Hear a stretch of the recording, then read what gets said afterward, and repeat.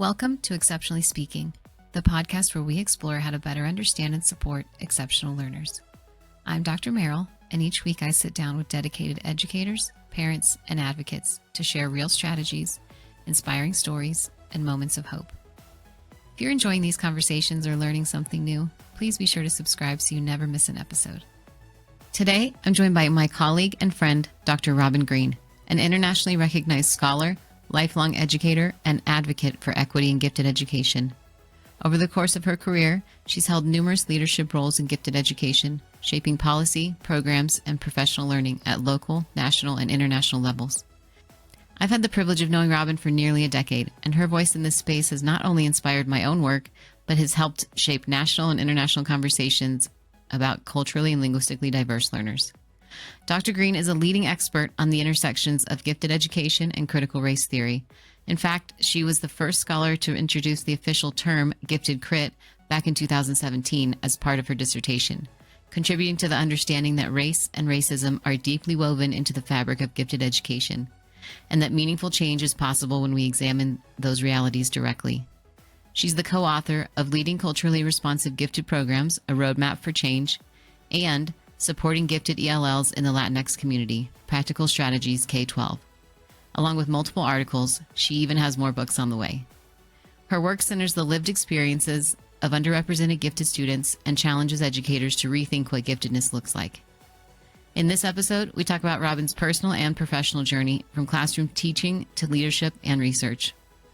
We explore the role of teacher mindsets, the importance of cultural competency, and how vulnerability, collaboration, and courageous leadership can foster more inclusive educational environments.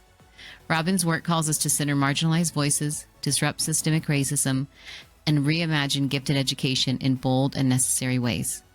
You can find more information about Dr. Greene and all of our guests at hex24press.com. Please enjoy Exceptionally Speaking with Dr. Robin Greene. Hey, Robin, it's so good to see you. Welcome to Exceptionally Speaking. I'm super thrilled to have you on the podcast today. Hi, Dr. Meryl. I'm glad to be here and get a chance to talk about this with you. Thank you for inviting me and for giving other researchers and speakers like me an opportunity with this platform. Absolutely. I'm so excited to talk about GiftedCrit with you. This has been a topic that both of us have really dove into in the past years.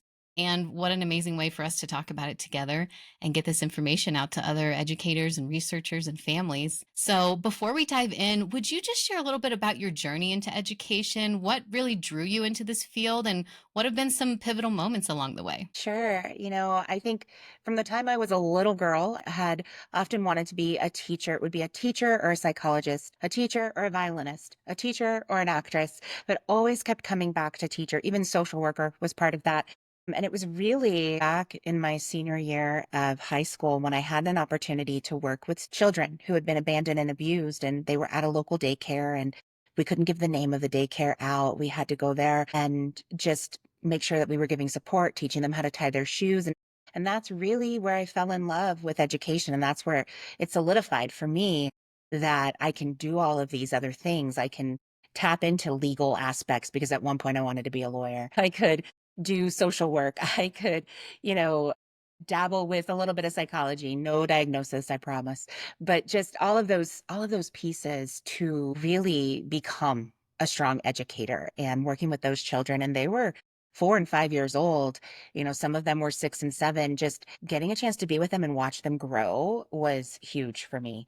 The other piece I think that's really impactful in regards to wanting to become an educator is that I grew up pretty middle class life until about 5th grade. And I take us back to 5th grade, even though that was quite a long time ago, because when my parents got divorced, that created a new challenge for us and my family. And we went into situational poverty. And of course, that changed where I lived, where I went to school, how I got to school, the clothes I could buy, where we shopped, all of that. Often wondering myself as a child, will we have food to put on the table? And of course, my mother always had food to put on the table and always found a way as a single mom to 3 children. And so, I think it's these pieces, these moments in our life that shape us that we don't even realize at the time. And so in shifting where I went to school, I became the majority minority, which I know is a term that not everybody loves, but I went to a school that was primarily African American and Hispanic and in a high poverty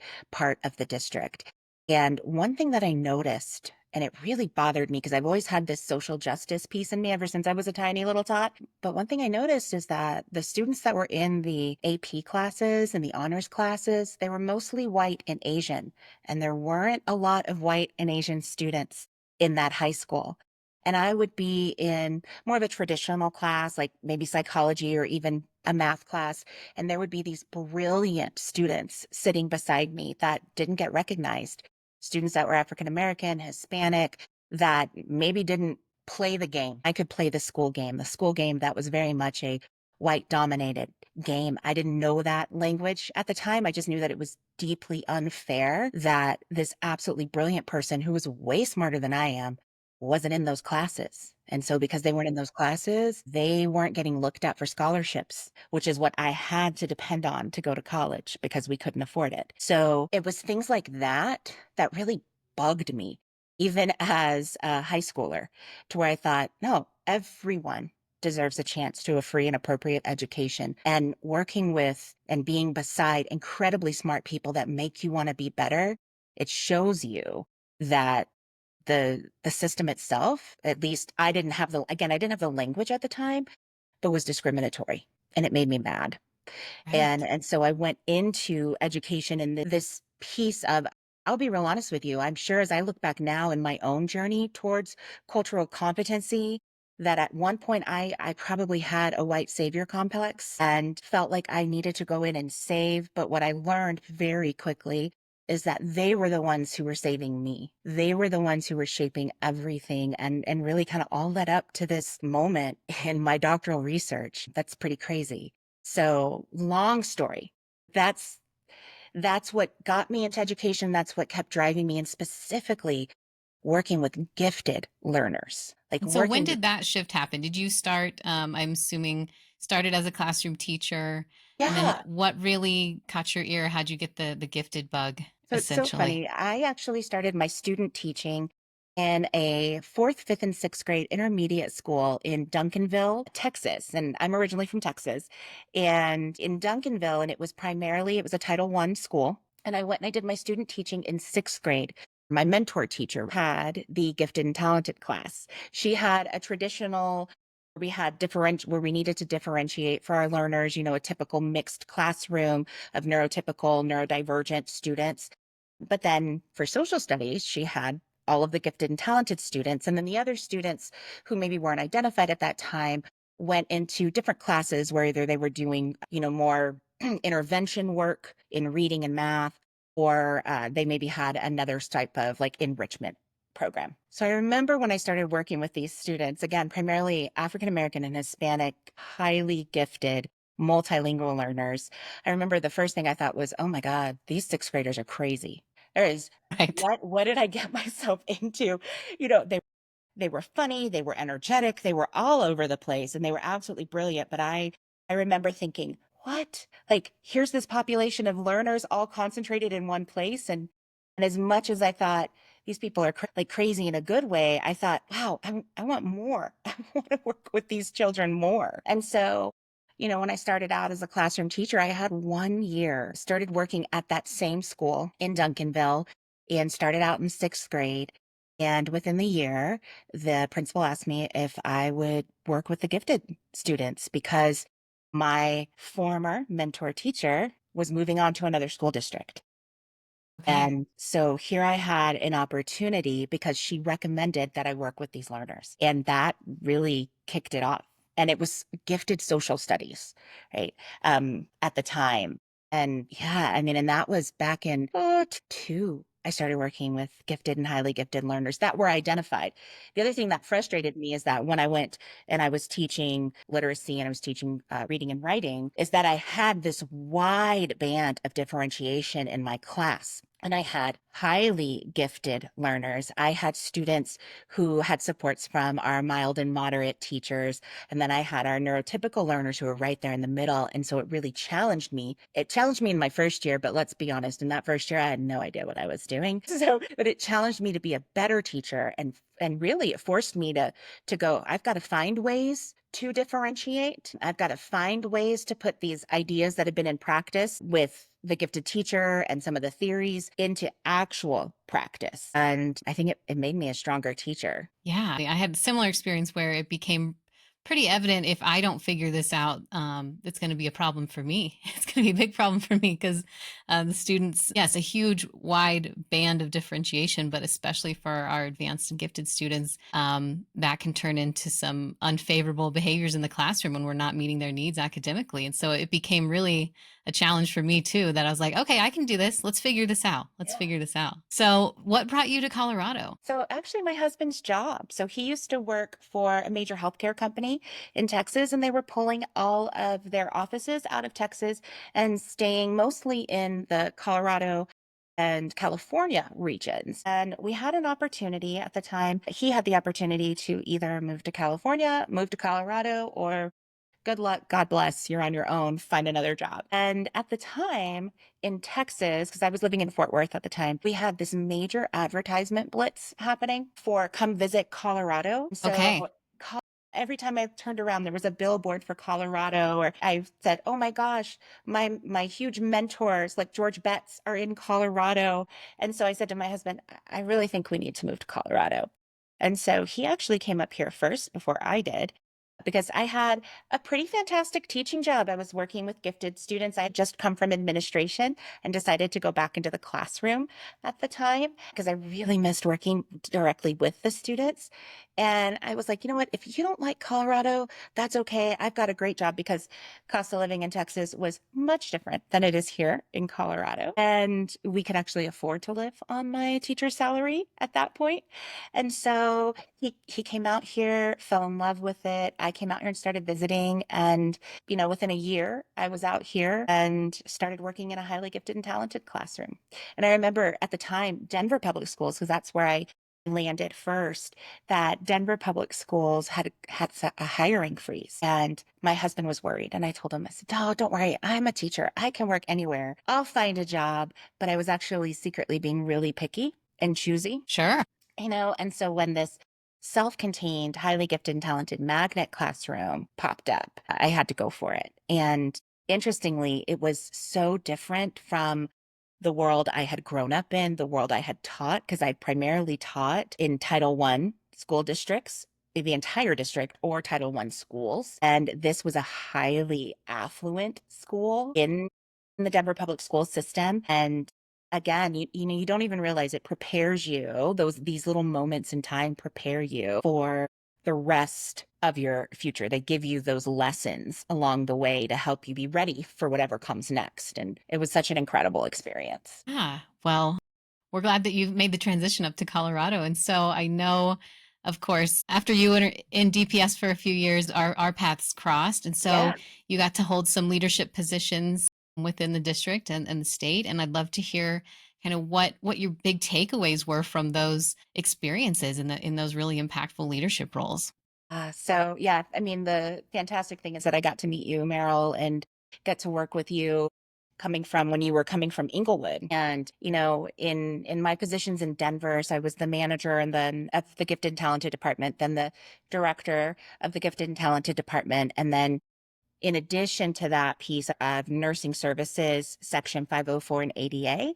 And that was all during that COVID period, and really had the opportunity once in those positions to impact change. Anytime I moved from one position to another, it was about how could I make the greatest impact, especially seeing the injustice for our students of color, for our multilingual learners within the education system. I would say some of the biggest takeaways for me was working with a system and trying to disrupt the system from the inside is essential, but it's hard. And I know that's not the most profound statement, but I think when I went into these positions at first naively, I was like, I'm in here, I'm going to make these changes. And yes, we started making changes, but my timetable for changes versus the time it actually takes to make change happen is different. And I think that's the biggest piece, is helping others understand how to manage change, that it doesn't happen overnight. And that was a big lesson for me. I knew it, but I felt it. But the other piece with that is actually was rereading my dissertation earlier.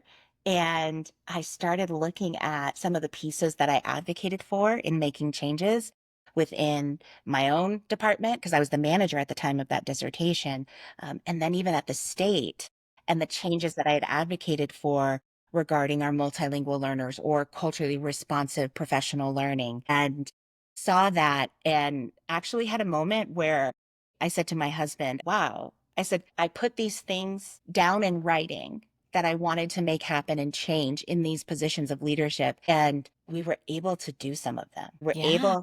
We were able to start infusing culturally responsive pedagogy into our work in Denver for gifted learners. We were able to start putting in the identification pieces needed for multilingual learners, for students who are not part of the dominant culture. And it was a really cool full circle moment for me, Meryl. I was actually really, I got a little teary eyed because I think when you're in the moment, it's hard to stop and go, wait, I am doing these things, or we are doing these things. I think that the other big takeaway is that none of this work can be done on our own. We have to have departments working together, people, we have to have allies in other areas within whatever big system we're in who believe that our gifted students of color deserve a fighting chance, that they deserve the education that is high quality, that actually reflects them and supports them. And as far as, those pieces go, making those connections and finding those allies were huge in order for us to even just lay the groundwork for change to happen. Yeah. And it's interesting because I like to ask any leaders that I come across, whether leading a school or district or in a state department, but truly where are the leverage points for us? Because, like you're referencing, there's a lot of brick walls. There's a lot of, hey, I think we can do it this way. And you're like, nope, turn around. That's not going to happen that way. Try a different way. But I think you just spoke to maybe, and maybe you'll agree, potentially the biggest leverage points are the collaboration between departments. When we talk about uplifting gifted education, we cannot do it in a silo. We have to have the buy-in from our community partners, from our other departments on really how this matters for all students. And I think that may be connected to GiftedCrit on, and why gifted has been siloed in the past and why it's important that we do not continue that. So is there anything else you would say around other leverage points for leaders in gifted education? I think really tapping into someone's vulnerability, your own vulnerability, as well as when you find those allies and those people, their vulnerability in such a way that you're able to connect authentically. You know, I remember when I went to the state, I was told this department doesn't talk to this department. And this was the Department of Education that I was working within. And so each section, whether it was curriculum or special education or the multilingual department, that they had also been siloed. So our system, even at the highest level in the government, in that executive branch, was also perpetuating this idea of individualism, of, separate siloed department. Yet we're all supposed to be working towards the same goal of giving our learners quality education. And so I remember I said to my director at the time, well, I'd like to talk with X department. And she said, oh, well, that department's notoriously been hard to get a hold of. And I said, well, I'm going to reach out to them and I'm not going to stop until somebody gives me an answer or will say, let's get together, let's connect. And so that's what I started doing, was knocking on, the proverbial doors of curriculum, of our multilingual learner department, of special education, of our federal programs department. I was like, no, we know we're doing a really good job, especially gifted education, of finding our middle class white learners. But we also know that giftedness is distributed equally across populations. And so my goal was to really try to be authentic and vulnerable with them so they could see that I know that I don't have all the answers and I need them. And it was really trying to stop this more individualistic culture, which is so predominantly through education, to more of that collectivist, we are a village. If we're to help any of our children, we have to work together. I think another leverage point, Meryl, is really taking a look at your budget. I know it seems so not sexy, not exciting. However, again, when you form allies within the people within whatever department that holds the purse strings and help start really building the case in gifted education, building the case why gifted education matters, that it's not fluffy, that this neurodivergent group of students actually need something different. Even in a state like ours where we have it written into law, I had to try to bust in myths and stereotypes about gifted learners.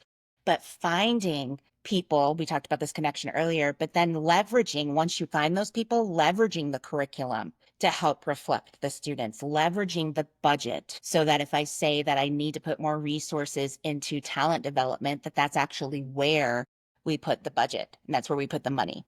So things like that, like really starting to understand your systems is critical to helping propel the work of our gifted learners or for our gifted learners. I think that's a great point. And partnering with other people who have budgets as well, right? Like you're Yeah. saying as, hey, if you guys have money to spend on this, how can we collaborate on this? How can this positively affect the students that your department primarily serves and my department or your school and my school? So I'm also just wondering, as you moved from high level leadership in giant urban school district to state department leadership role, and then now in your executive director role at a very successful K gifted charter school, have you found more autonomy through your role and more ability to affect change in a different way than you did in those positions that were supporting considerably a lot more students than now you're about 1,500 that you're supporting? So interesting. I thought in my head, being at the state, when that opportunity came along, again, whenever I made a change, it was like, how can I have the largest impact on learners? Well, in my head, I was like, oh, this is fantastic because I'm going to get to help influence the whole state. And I did through us changing how we looked at guidance that was in the interpretation of the law and how we helped and supported school districts and really getting a chance to understand more of the needs across the state in our rural communities and our mountain communities, and really seeing that the challenges that we were having were not very different from urban Denver public schools with over 90,000 students to a teeny tiny rural community that the whole school district has 100 students in it. I laugh now because the school that I'm working in is larger than many of our rural districts in Colorado. I think one of the things that when it comes to affecting change, like I said, we rewrote guidance. I would go out and I would consult. And at the end of the day, though, I had to leave the people that I had worked with and leave them with whatever our conversation was. And I was there to always be, a thought partner with them, but I wasn't the one who was doing the work in that way, like they were, like the district, like the gifted coordinators, like the superintendents in the school district. So I would give them my opinion, but I didn't really fully know all the ins and outs of their systems. And so I felt like I was making a difference, and yet I still felt like I could do more. And I think that's because the further away that I got from a school district or a school building, while I understood that what we were writing and putting in place and practicing and training our gifted educators on would reach thousands of children, there was a tangible piece that was missing, that locus of control. I knew I could control how I thought, how I felt, but I wasn't able to be with those people after we had that conversation and really kind of still influence what they might think or how they might work with their population. So it's interesting because now that I am in this position where I support almost 1,600 students, I have about 170 staff members, and it's K-12, I actually feel like I am making more of a difference in this smaller position. I'm directly impacting the teachers that I work with. A lot of what we're doing is we're trying to heal some organizational trauma. So it's not even just gifted, but it's understanding that this entire school is a school of neurodivergent people, from the custodian to to me, to, Right. parents and our students.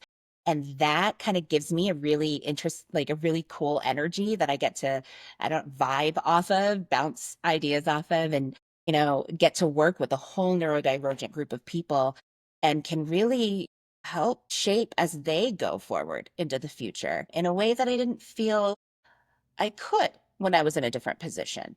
I think it's the tangible factor. I think the more I got removed from that school building, yes, I knew that I was making a difference, but I couldn't feel it. Now I feel it. And it's interesting because of how good it is that our state does have laws related to gifted education. It's Yes. a huge celebration, and there's still a lot of autonomy at the AU district BOCES level. And so, like you're saying, you can sweep in with all the wonderful recommendations and guidance, but it's not you making the decisions on whether or not that's the way it will be moved forward and what action will be taken.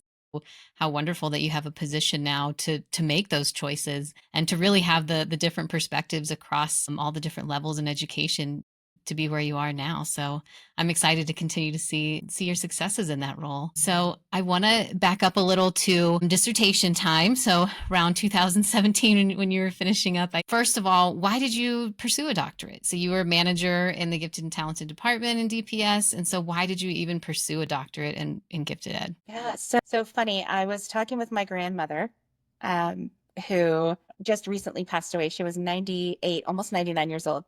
At the Wow. time, though, she and I were talking, and she kept saying, Robin, if you ever want to go get your doctorate, I'd love to be able to try to help you do that. And I was like, my doctorate, I have my master's in education administration. I don't need to keep pursuing education. Like that sounds like a lot of work. And I had been in the gifted department since 2010 and 13 is when this flyer for a new doctoral program came across my desk. And I remember sitting in the old building in Denver Public Schools on Fox Street and in my little cubicle. And the gifted manager laid the piece of paper on my desk and said, "What do you think about this?" Because she was also looking at it. And I saw, wow, a doctorate in gifted education. Are you kidding me? I could nerd out on the things that I love so much. And because there was a strong leadership component to it, I could use my admin degree that I had and blend those pieces together. This is really interesting. And so then the more I looked at it, it was the only one in the country at the time, and it was an educational doctorate. And I had gone back and forth between should I go for a PhD or an EDD if I'm even going to do this. And the EDD appealed to me because of the idea of this scholar practitioner, so that I was not just living in theory, that I was actually trying to apply what we had learned and live that dissertation. And so I read more, I looked more into it. I reached out to the professor at the time who was over the program, and I thought, yeah, this sounds crazy to me right now because I never thought I'd be going back for my doctorate, but wow, a doctorate in gifted education sounded fantastic, and I thought I'm going to learn like George Betts, Dr. Betts. I'm going to learn more like Dr. Ford or Dr. Joy Lawson Davis, all of my heroes, right, in gifted education. And so that that never ending quest for learning in me is what really sparked that. And I had no idea what problem of practice I was going to solve. I just knew I wanted to get to the root of inequities in gifted education. And I knew that the only way that it would be received would be if I had my doctorate. And so all of those things sort of converged at the same time. And, I decided also that that would be a perfect time to start a family as well. Sure. So I got through and I had done my application and I had, done my little impromptu interviews with, the chair of the department and found out I was pregnant and said, "Oh, I gotta wait a little bit." And so I actually started my doctoral program 6 months. My son was 6 months old after I was actually almost fully a year since my cohort had started. And I came in the next summer and then wound up doing 4 years worth of work in 3 years, lots of classes. I think the other thing that appealed was this type of doctorate. Also, there was this idea that it was it was hybrid, so only a couple of weeks in the summer, and then everything else was online. However, when you decide to delay your doctoral journey, you sometimes have to go in and do brick and mortar classes, which honestly I loved because I like the face-to-face piece. So, You were part of the first cohort at the University of Denver to complete the EDD in gifted education, yes. which is really exciting. And that program's still around for people who may be interested. And of course, there are other gifted doctorate programs, but really huge kudos to University of Denver for being one of the first to elevate it. And you and I know many people now who have gone through that program, and it really has elevated, I think, like you're speaking to, the immediate respect given to people who have spent the time really digging into what best practices are and how we can move forward in our practices. So will you just tell us a little bit about your research study and what you decided to move ahead with in your final year of work? Yeah. So I was really focusing on the inequities that existed in gifted education. When I had moved to Denver Public Schools and I was in this highly affluent school, which is not the case across all of Denver Public Schools. It's a very diverse school district, both socioeconomically and ethnically, linguistically. And all of my training had been with Title I learners. And I remember thinking, wow, there's a huge inequity here between what my students in Texas were receiving when it came to funds, when it came to just having books in comparison to this school, which was an amazing school that I was in. And so it really started to burn that social justice piece in me even more, to which I then started working in multiple schools as an itinerant teacher, and I could see the disparity across the school district. Having that experience in being able to witness the inequities and fight so hard for our students of color really is propelled me to start focusing on those inequities in gifted education for my dissertation. I had gone multiple different routes in my head as what would be significant problems of practice or persistent problems of practice. But, in my position as manager and prior to that as a coordinator, I was seeing the low rates of identification of gifted Black and Latinx learners and our Indigenous population. I'm sitting there as someone who's in the system trying to figure out, how can I change this? What is it that we're missing? And I started thinking about educators' perceptions. What do you think and what do you believe about gifted? Because when I first came into the gifted department, I worked in a school in the Montbello area. And for those of you who don't know, Montbello is historically African American and now largely Hispanic Latinx population. And the principal at the time, who's no longer there, their principal at the time actually said to me, I don't know why you're here. I don't have any gifted learners. And she was also a white woman like I am. And my response to her was, oh, you don't have any formally identified gifted learners, but you have a whole group of gifted children in this school that we need to find. And her perception of what giftedness was, that just because she didn't have somebody formally identified, that meant that they weren't gifted.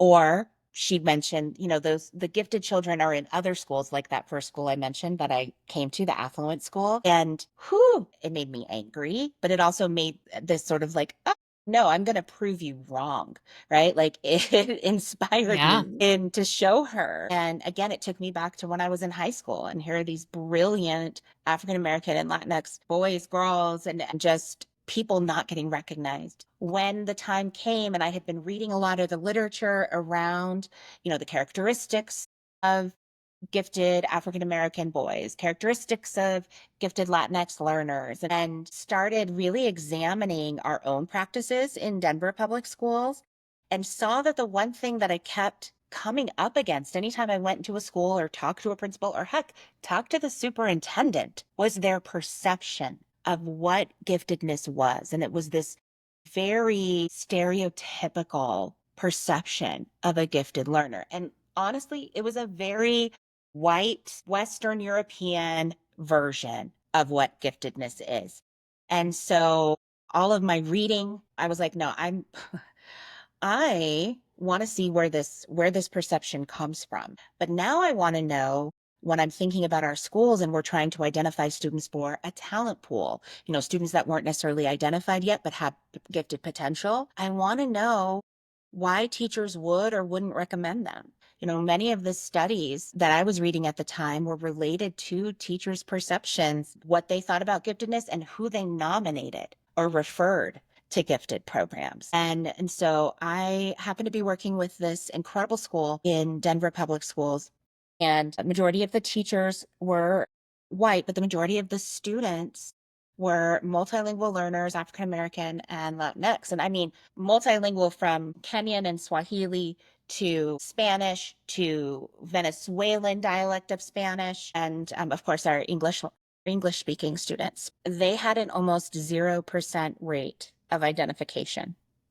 And I do think it's, before you go forward, I think it's interesting to point out that universal screening doesn't fix this problem. And so when I became a GTI itinerant, that's what I thought too. It was like, oh, we do universal screening. So that's the thing to make sure that every student at a specific grade level, or in our case, more than one grade level, are assessed for giftedness. However, that was not chipping away at our actual identification rates. So I think that's important context for, even though DPS still follows that guidance from the state and we get the grant and we of course do the screening, that it can't just stop at, do we have the screening? And so yeah, as you entered this school to start your research, tell us more about that. Yeah, no, I think that's huge, Meryl, because you're right. We did and do still, I know Denver Public Schools still does have universal screening, but we were seeing that that wasn't making a dent. Yes, we were finding more learners when we took away some of the requirements around nomination and referral and opened up the doors to our magnet schools, not just based on referral.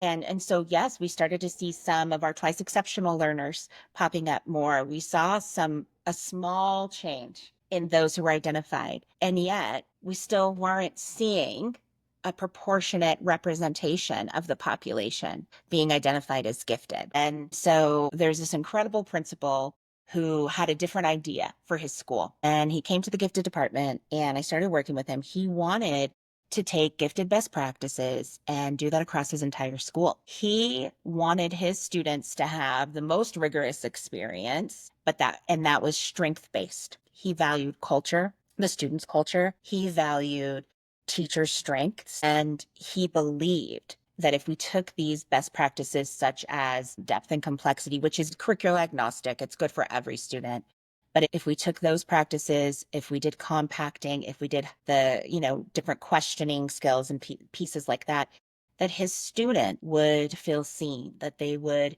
become identified. That was originally some of his purpose, but just that he would give them the quality education, because why should the gifted education be only for gifted? Was his thinking. And if these are best practices, why won't we give them to everybody? And he had approached even some of his work with high multilingual population.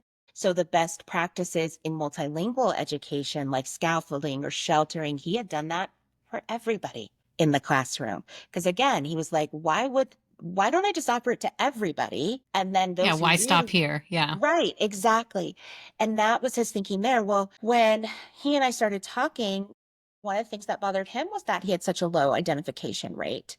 And his school was in turnaround status. So they were on the clock from the state for potentially being shut down. So he wanted to try something absolutely different. And it really was very rebellious at the time, because he was coming up against different superintendent, assistant superintendent, principals, other principals' ideas of what gifted meant, and he wanted to show them that using his words, his Black and brown children were gifted too. And that again, the idea of deserving, they deserved the same kind of education that was happening in our affluent white parts of the community. And so he and I started working on what that model could look like, just in general. I was just working with him. And at the same time, I'm on my dissertation journey. I'm just in that last year. He and I were talking about, we can put all of these pieces in place, and it just came through a conversation.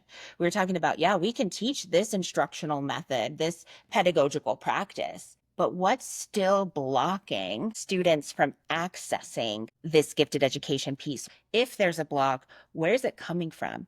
And that's when he and I started talking about mindsets, educator mindset and beliefs. So just because he said to all of his teachers, hey guys, we're going to do this. We are going to use depth and complexity across the entire school. We are going to look at cluster grouping, because he believed in it. He needed more and more teachers to buy in, and he had a small group, But even in that small group that bought in, there was still that skepticism of like, maybe this practice will work. I believe in you. I don't know if I believe in this kind of piece. And we know, not these teachers' fault, but we know that gifted education approaches are not widely taught in teacher prep programs, and so it's entering where teachers are, which is they haven't had that support and that just foundational knowledge of the different choices you can make around instruction, the pedagogy, why it's important. And so really starting where I think you would with any typical staff on what assumptions are going on and what mindsets are there. So talk about what your research actually was. How did you interact with teachers? What did that look like? So I wound up doing a case study. I did a whole school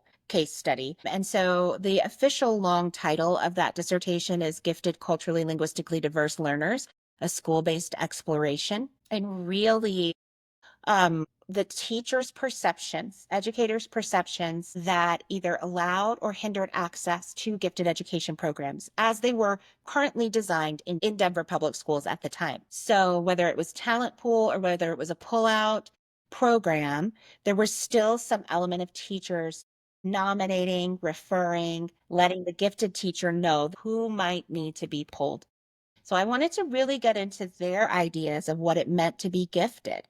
And so I did interviews with them. I tried, oh my goodness, I thought I was going to not get my N size right from my research and it was panicking me. And so I started doing like individual invitations, but I got 1 to 2 teachers from every single grade level. And this is a ECE 5 at the time. I had someone from the electives, the specials like, music, PE. I had all of admin that I interviewed and really thinking about how a whole school then supports gifted education. And at the time, for my research, I was also really focused on how does a school honor students' cultures? Because I had gone down the rabbit hole in my research on characteristics of gifted African American students, characteristics of gifted Latino students, and then pivoted into culturally responsive education and started going deeper into that and forming my own hypothesis around what a quality strong gifted education would be. It would be one that was culturally responsive, that reflected the learners in the classroom. So when I got into this school and talked to the principal, he was also really interested how his whole school supported gifted education and teachers' mindset. So what became first to me in my mind, I was just going to start doing interviews and see their perceptions. But then very quickly, as I was doing in a case study, you're observing every aspect, and I'm taking, when you're doing your research, tons of pictures. And I start looking around and I see elements of the student's culture throughout the entire building. And the ways in which he is doing assemblies are more respectful of a collectivist culture. And, the intentional moves he was making to create a community because he had this school that was in turnaround status that people were leaving. He wanted people to come to his school and have it be a top school in DPS. So it was like, hey, explore these things. What are the things that we're doing well and where can we grow? So in there, I took observations of everything from photos on the wall to students' art to the languages in which items were translated and really started digging at like how much of this is supporting the strengths of the students. And through that, I saw that he was really centering race as a strength in his school and he was centering language as a strength in his school. And so my brain was going, wait a second, like you're centering race, you're centering language, you're centering giftedness. How do these all fuse together? The other piece that came from that is that I decided to use Gordon Trotman's multicultural gifted competencies. So those were done way back in 2001, but there had been no additional research on those competencies to see characteristics of the teachers where students who are gifted, culturally, linguistically diverse could thrive. Were there any studies that were done in that area? And I could not find any. So if I'm interested in what teachers and administrators perceive, and I've got this list of competencies that amazing Dr. Donna Ford and Michelle Fraser Trotman came up with. How do they play out in the real world? Can I find these competencies in teachers? And then can we lift those teachers up as models, as a lab, kind of like a learning situation? So those were all of the pieces that were kind of going on in my brain, and I'm trying to organize those pieces. And I would do observations in classrooms with the gifted competencies, the multicultural gifted competencies. And I remember my dissertation, one of my chairs wanted to know if I had quantified it. And I took this list of characteristics and I did more of just an observation, how many times I saw it, and one of the things that the defense committee, he said, well, how do you know that those kids are gifted? Because you didn't have a list of gifted students. And I was like, well, let me tell you. And I would like list all the characteristics of why I thought that student was gifted. So I didn't have necessarily a list of gifted students sitting in front of me, but I knew from my work who was gifted in that classroom. And honestly, it didn't matter. I wanted to see these competencies that were identified very early on in 2001, and now this is 2017. Would I be able to see those? And I'm seeing these in these same people that I'm interviewing. What are their beliefs around gifted education? And so I was trying to bring all of that together. And I know it sounds like this big meta thing, but I was very much focused on how does a teacher impact the classroom and how does a principal impact the entire school? And so the dissertation journey, when people go into the work, they know that they have to pick this theoretical framework essentially to really bring it all together. Like you're saying, there's all these different threads, but there has to be a way that you're approaching the entire research study. And so for you, it turned into critical race theory, but then more specifically gifted crit. So can you talk about what is CRT or critical race theory first? And then Sure. let's shift over to more specifically gifted crit. Absolutely. One thing I think to note too is that when I first started my dissertation journey, I was using constructivism as my main theoretical framework because I was looking at how we create the environment in which students thrive, not by accident, but by design, right? And whether it's an intentional move or not, we're still creating an environment together with our students in which they're successful or not. And so my goal was like, how do teachers impact the environment? How does the environment impact our learners, right? So all of this. And then as I'm going through it and really going deeper into culturally responsive education, I'm in my dissertation defense and I'm talking with my committee, and one of the professors starts talking about, he's like, there's a piece that's missing here in my initial work. He's like, there's a piece that's missing here. He's like, there's another way to start looking at this. And he starts talking about race as this central lens. And he was saying, are you using a critical race theory lens? And they're like, but no, there's no gifted critical race theory. And as he was reading it, he said, no, Robin gifted crit. He said, I don't even have the language to describe what you have done here at the time. And I remember thinking, I'm so tired. What is he saying? Am I going to go have to rewrite single thing I did? And what he said to me was, Robin, you have created a new version. You have adapted critical race theory for gifted crit. And he said, I want you to think about how you can write that through. So then I went back and I started going deep into critical race theory, deep into critical race theory. And critical race theory is truly, you're focusing on race. That is your lens. You're looking at which educational inequalities exist. And so you start looking at the fact that schools are not neutral spaces, that there's systemic racism and deficit thinking that shape teacher perception and access, which, to his credit on my chair, that is exactly what I was doing. But I had not done that deep dive to have that language at the time. Critical race theory also talks about the counter storytelling and the experiential knowledge of the students. Again, that's central to culturally responsive pedagogy.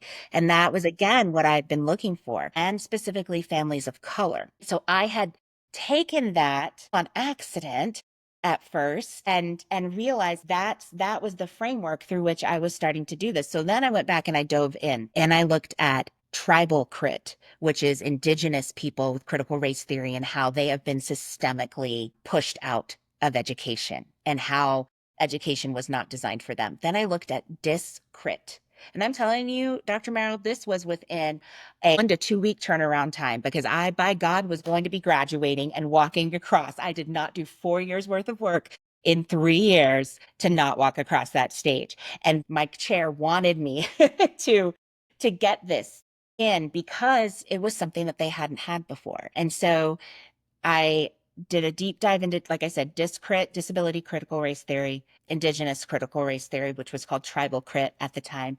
And then I started scouring and I didn't see anything on gifted critical race theory.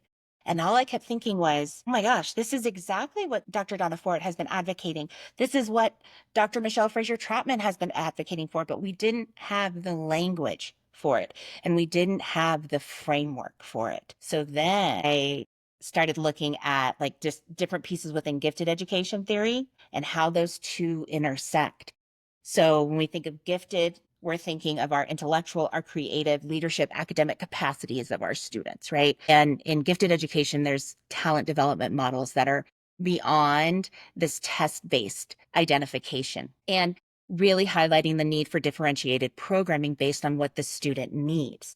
Now, when you combine those two, you're taking culturally responsive pedagogy and gifted theory and blending them. And when we center on race, because remember, I was still very much focused on educators' perceptions and how a whole school impacts access to gifted education programming, you start disrupting the system. And from the time I was a little girl, I didn't even know what the system was, but I knew it was wrong and I wanted to disrupt it. I knew the things that were set out there, be it for female, be it for people of color, that this system that existed was not meant for many of us. And so GiftedCrit in that framework, in that language, allowed for this space for other scholars to explore by centering on race, because the only way we are going to have equitable access for gifted education is if we start tearing down the systemic racism that exists and the intrinsic racism that exists, the implicit biases that exist. But we've got to be able to see them first. And it's really hard in a white dominated culture to see beyond the whiteness that is within this system if you are white. But people of color see beyond that whiteness all the time. And that piece and being in this school and seeing this is what really made me create this particular framework. Well, thank you for that explanation. And to note, this was way before CRT was highly politicized and became a bad word to some people. It truly is, it's a good thing, not the negative impacts, but it's a good thing that we can name what this is and to approach problems in this way. And I have this line I saved from your dissertation that I used in mine that says GiftedCrit must be used to analyze gifted, culturally, linguistically diverse learners' ability to obtain property and the system-wide mechanisms that support or hinder access. Yes. And that's truly what it boils down to, right? Is looking through that lens of race is endemic to society. Like you said, the public education system is not neutral in regard to race and the opportunities that our students get. And so when we talk about obtaining property, what do we really mean by that in gifted education? Obtaining property is really thinking through, how do our students have agency over their education?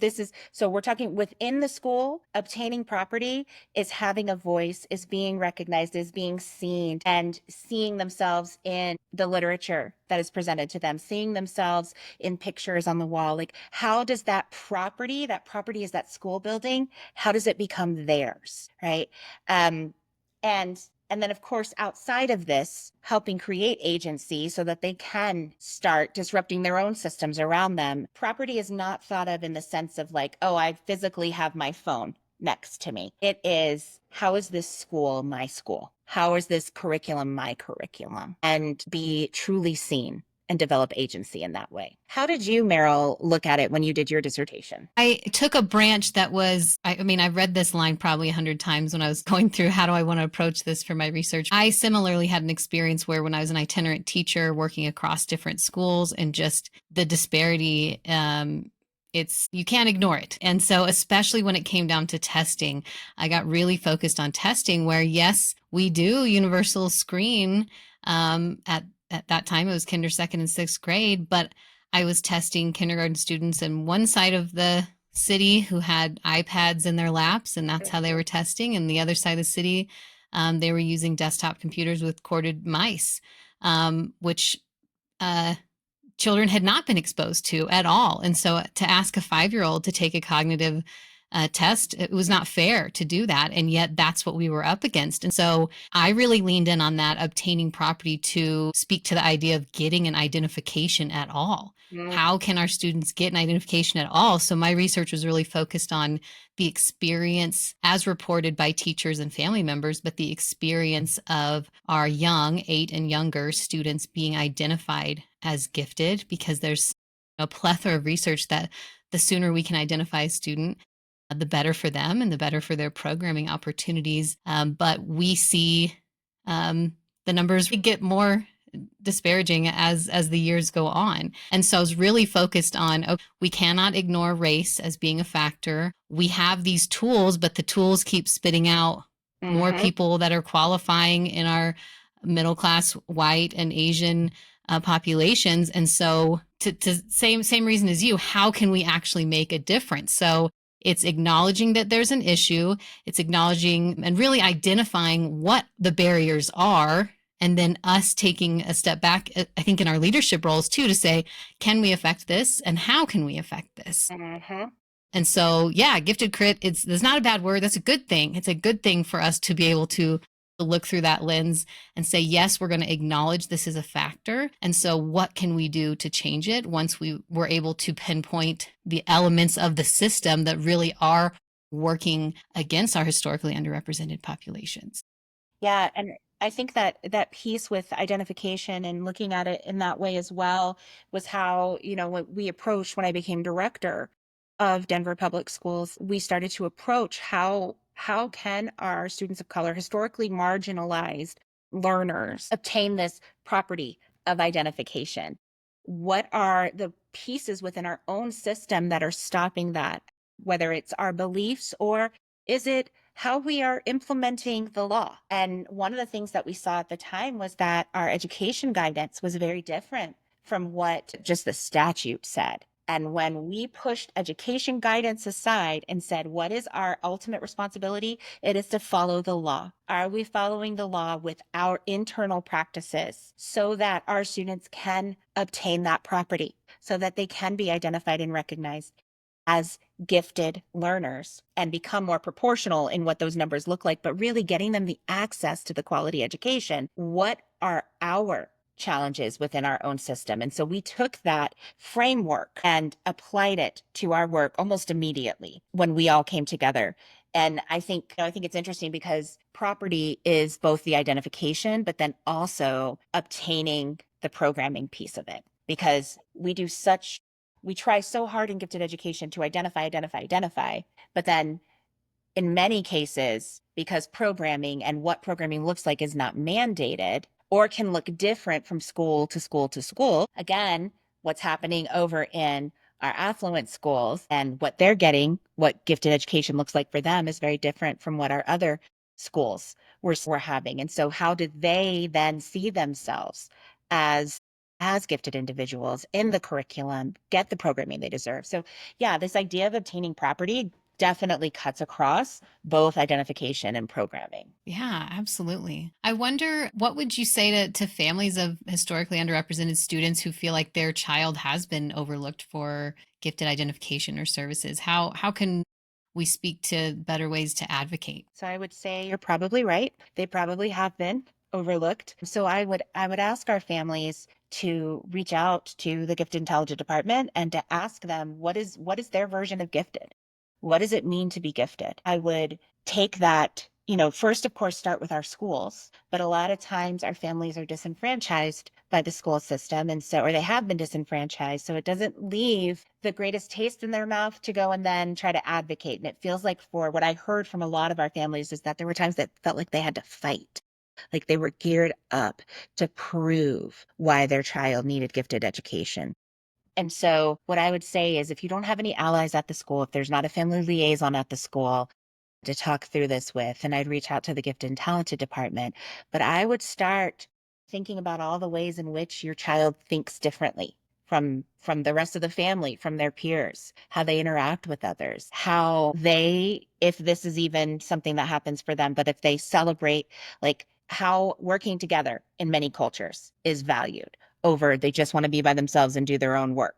So I would start talking about how that interaction with others helps show their leadership, shows their ability, their depth of emotion, to kind of start talking through what those characteristics can look like with someone. I'm going to also ask about the different ways in which we do identify. Is it only on a standardized test? Or can I bring you some of the work that my students, can I talk to you about how they're involved in the church or in the mosque, how they're leading a troop, those types of things to get outside of a test score. Yeah. I think I that's think a really good piece too, is to don't take no for an answer at the first time. At least in exactly. Colorado, we have a lot of luxury on ways to be identified. And so to keep asking. We do. And I would say, in Texas, when I taught in Texas, and it's been a while, so I know that some practices have evolved over time, but it was critical for the families to work with that GT teacher at the time. And not every school has one. So who do you go to? You go to your teacher, you go to the principal. If that, and just like you said, don't accept no as an answer.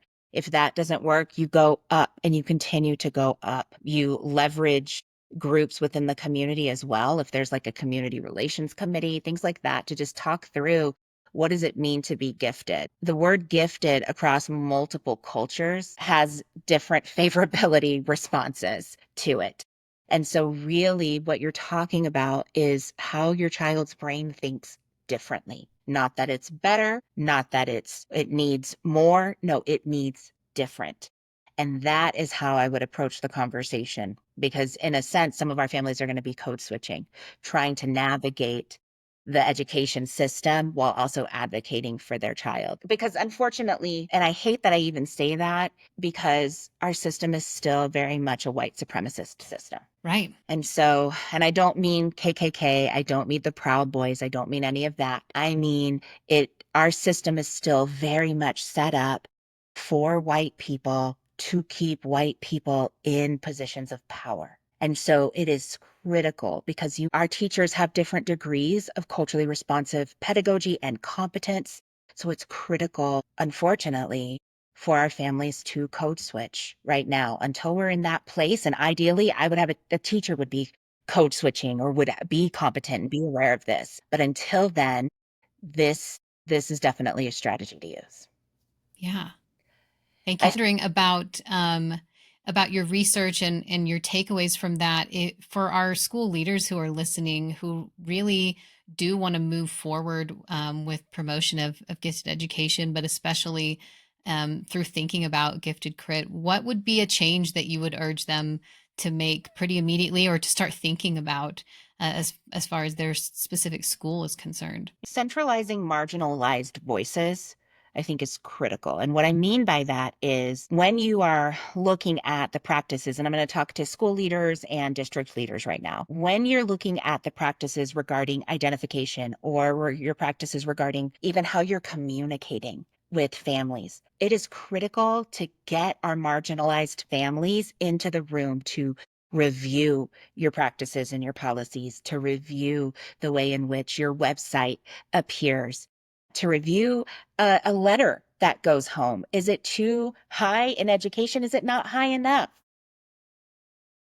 Speaking to the families, or is it written in such a way that it's going to offend? And when you have multiple cultures that you're having to thinking about South Asian culture versus African culture versus African American culture, right? You really need those diverse viewpoints at the table, so that when you're done, you have a document that can go out where the people who receive it are in a place where they can receive it. They will be able to read it. That you didn't unintentionally say something that causes them to just stop reading or stop looking at it or not reach out. So really bringing those voices to the table and saying, hey, what's working with our programming? What's working with identification? What's not? But it's not just then building that awareness, because the awareness is key. But then the next step of it is then talking through with that same population of people and saying, okay, how can we change this? together, right? And that is the key. It's not continuing to say, oh, thank you for that input. Now let me go back to the same people who have been giving me the answers I've wanted to hear or not wanted to hear, but still they're the people I talk to all the time. And let's fix parts of the system. I'd also say we need to start interrogating deficit thinking. Mm-hmm. There's so much bias in how we think about what students can and can't do, what we think teachers can and can't do. So when those negative pieces come into your own brain, but then you hear it being said, it's to challenge those assumptions, and this specifically around culturally linguistically diverse learners. I heard a family one time that said, well, I don't want them to go to X school. This was our magnet middle school, because they'll be with those learners. This happened to be a white affluent family. And I said, can you tell me more about what you mean by those learners? And then she said, urban. And I said, oh, okay, can you tell me more about what you mean by urban? Because I was really wanting to dig into what I perceived to be some racism happening in her language or classism that was happening. And she said, what she wound up saying was, well, when I say urban, I mean students who are in the city. So she gave me a classic line. She never shared exactly what she thought about when she said urban or those students. I did wind up saying, you mean students with such a diverse culture and joy in the school building? And she's like, well, those students are there too. And I thought in my head at the time, I thought, okay, I think I know who you are right now. And I never try to assume with people. That's why I kept asking her. But even something as simple as that, as pushing back on her thinking, right? It definitely made her uncomfortable. So, Right. and ultimately she wound up sending her child to that school. The idea of equity over equality to when looking again at your policies and your practices, are you caught up as a leader in everybody has to get the same thing because every child is the same, but they're not widgets. Every culture is not the same. Even if you have a large amount of, let's say, Latinx students in your school, Latinx learners are not a monolith. African American learners, white learners are not a monolith. So really digging in and seeing, that some students may need to move more when they learn. Students may need to have it be absolutely quiet. How do you then share that with your community that, yeah, I'm going to let these kids move more. We know gifted kids need to do that anyway, move more while these kids are silent, and say that's going to be okay. And then really start thinking about disrupting whiteness in gifted norms, really exposing the cultural norms, specifically around individualism and how that's shaped gifted education and often marginalizes diverse learners. I think having those conversations about race and about your biases constantly to interrogate, it goes back to interrogating deficit thinking, but interrogating your own thinking, not dwelling in guilt over it, but to notice it about yourself and go, why did I think that? Is that still true? What about it is true? So really, truly digging into your own thinking around culturally linguistically diverse learners. Thank you. Yeah, I think that's huge, especially noticing the thinking because we all have biases, but also elevating it to, is that assumption impacting how I'm leading? Is it impacting, not is, how, how How? is, because we know it is. We know it is. Yeah. So, how is that thinking impacting the decisions I'm making around gifted education at my school? And I think the more leaders that are willing to talk about it and to get used to being uncomfortable talking about that, the better that we'll all be, because it helps raise everyone's awareness and willingness to talk about it and acknowledge it so we can move forward. So I'm thinking just about the future, amid all of our persistent challenges in public education right now, what's really giving you hope about the future of gifted education? That we're not backing down, that this group of latest scholars and researchers are centering race, they are centering language. And given the fact that we are in a very politically volatile environment right now, in which you mentioned it earlier, that the term critical race theory really got put into the news and vilified, that our field isn't backing away from that, because we know it's holding kids at the center of all that we do, that knowing who they are, their culture, their background is critical, that a diverse society is where we are living, whether some people like it or not, and that we have to work together to move forward, that in spite of edicts that come out from the executive office, around dismantling education that we're saying no. Our kids are worth more. And that gives me hope because there's a lot of conversation that's disrupting whiteness and gifted education that scholars like Dr. Ford, Dr. Whiteman, Dr. Trotman, they have been working on for years. And I'm seeing more and more people take up those ideas from these brilliant scholars and push forward to show that giftedness is not just one certain kind of student, that it is represented in our entire country and our entire culture. So that gives me a lot of hope that no matter what, we're not backing down. Yes, I know you and I are not backing down, that's for sure. No. When we think about our implications for practice, I think professional development has to be key. So I know I talked a lot about families and centering families from those historically marginalized population and having them give that feedback that's definitely one piece of this work. But the other piece is there's got to be a lot of self-work that happens to interrogate your own biases, whether it's biases around gifted education or intelligence, because there's a lot of anti-intellectualism out there. If it's around that, or if it's around what the word gifted means, if it's around what neurodivergent means, like really looking at the words that get used in education and interrogating your own thinking about that. But then going through specifically, because the whole point of this is to make sure that we center race, is to go through professional learning that's focused on those implicit biases, understanding the white supremacist structures that exist, and in that, how you engage in conversations with other white people and other people of color around these conversations that can be intense and don't need to be heated. But I do think there needs to be that culturally responsive teacher training and focusing. I mean, after I read Ala Geneva Gay's work and Gloria Ladson-Billings' work, culturally responsive teaching, I didn't know that's what I had been doing when I was teaching because they didn't teach us that in college, at least not in my courses.